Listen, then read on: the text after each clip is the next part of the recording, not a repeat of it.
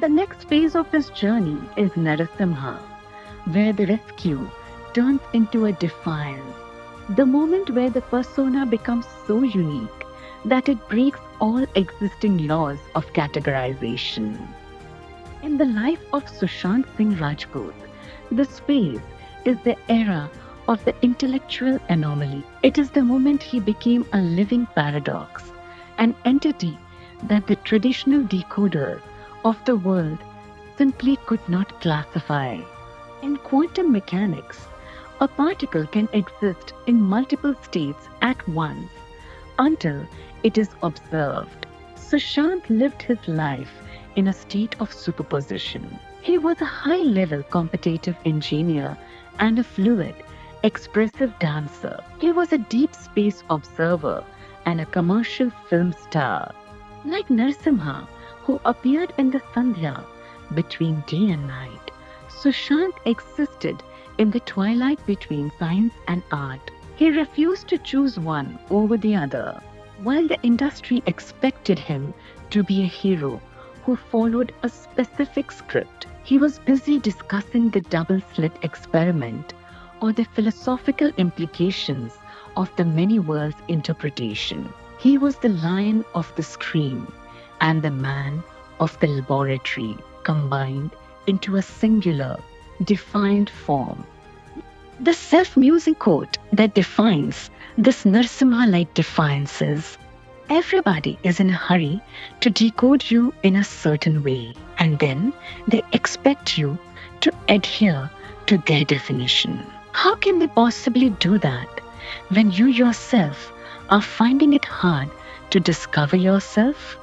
This quote of Sushant is a direct challenge to the Hiranyakashipus of the world, those who try to box people into narrow definitions. Sushant understood that the human soul is a singularity, a point where the known laws of personality break down. By refusing to adhere to a definition, he maintained his Narasimha-like power to surprise, to innovate, and to remain authentically undefined. Narasimha bursts out of a pillar that was supposedly empty.